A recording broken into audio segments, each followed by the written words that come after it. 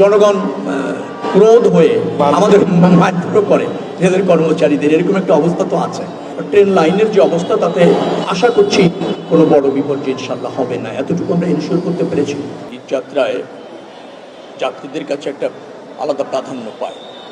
এই চাহিদার কারণে বেশ কিছু সীমাবদ্ধতাও তৈরি হয়ে যায়, কারণ যাত্রীর চাহিদা প্রচুর, বাট ট্রেনের সংখ্যা বা যাত্রীদের যাতায়াত নিশ্চিত করবার জন্য আমাদের যে ট্রেনের সংখ্যা সেটা পর্যাপ্ত নয়। আমরা 32,000 আন্তনগর ট্রেনে প্রতিদিন যাত্রার সুযোগ করে দিতে পারি। ঈদ উপলক্ষে আরও 25% বৃদ্ধি করে 40,000-এর মতো যাত্রী যাওয়ার সুযোগ করে দিতে পারি। বাট লক্ষ লক্ষ যাত্রী বাই ট্রেন যাওয়ার ইচ্ছা আছে, তো সেই ম্যানেজমেন্টটা একটু চ্যালেঞ্জ। তো সেই ম্যানেজমেন্টের কেমন চলছে, কিভাবে যাচ্ছে সেটা দেখতে এখানে আসা। তো আমি অনির্ধারিতভাবে গিয়েছি যে কোন ট্রেনটাতে যাব, কিভাবে যাব, কখন যাব, এরকমভাবে একেবারে নির্ধারিত ছিল না। যে ট্রেনটাতে আমি উঠলাম, দুটি ট্রেন, তো আমার কাছে পরিবেশ, যাত্রীদের সন্তুষ্টি বেশ ভালো মনে হয়েছে। পরিচ্ছন্নতা, ফ্যানগুলি চলছে, সিট বা অন্য জায়গায় খুব বেশি সিট ক্যাপাসিটি অনুসারেই যাচ্ছে। তো তারপরও আমার কাছে মনে হয়েছে যে না, সব কিছু স্মুথলি চলেছে। সকাল থেকে আমি যতটা জানি যে 3টি ট্রেনের সম্ভবত একটু ডিলে হয়েছে।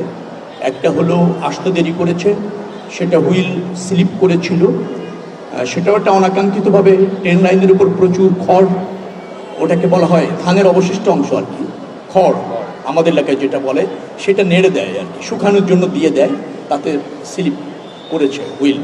তো সেই কারণে সেখানে গিয়ে আবার আমাদের ট্রেন দিয়ে নিয়ে আসতে হয়েছে,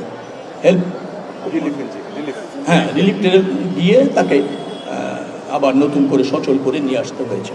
ওই কারণে একটু দুটা ট্রেন সম্ভবত ডিলে হয়েছে, 2টি বা 3টি।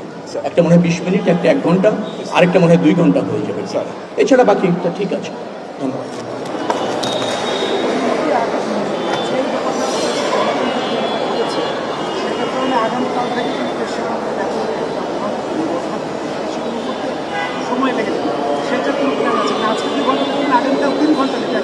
না, গতকালকে যেটা হয়েছিল সেটা আমার মনে হয় কালকের মধ্যে আমরা অনেকটা ম্যানেজ করে ফেলেছি, আপনি দেখবেন ম্যানেজ করে ফেলেছি। আজকে যেটা হয়েছে, আজকে আবার হয়েছে, আজকে যেটা সকালে হয়েছে সেটা আমাদের আজকের কারণ। আর গতকালকে যেটা হয়েছিল সেটা গতকালকেই শিডিউল আবার রিফর্ম হয়ে গিয়েছে, জায়গায় চলে আসছে।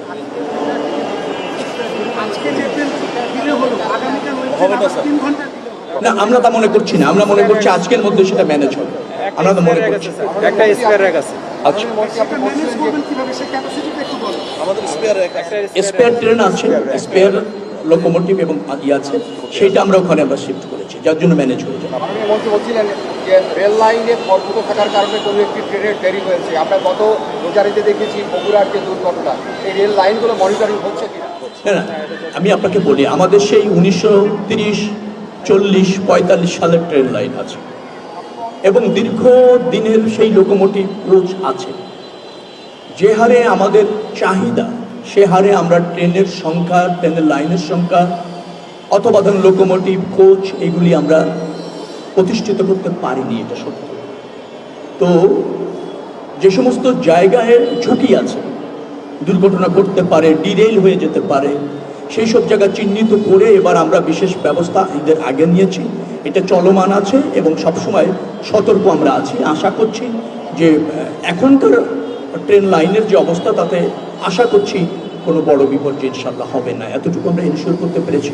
বাকিটা চ্যালেঞ্জ। আমি আবারও বলছি, আমাদের ব্যবস্থাপনা আমরা সর্বোচ্চ মনোযোগ রেখেছি, কিন্তু যেমন এই বললাম আপনাকে যে ট্রেন লাইনের উপর খড় নাড়ছে কিলোমিটার টু কিলোমিটার, সেখানে ওটা সরাতে গিয়ে, নিবৃত্ত করতে গিয়ে জনগণ ক্রোধ হয়ে আমাদের মারধর করে ট্রেনের কর্মচারীদের, এরকম একটা অবস্থা তো আছে।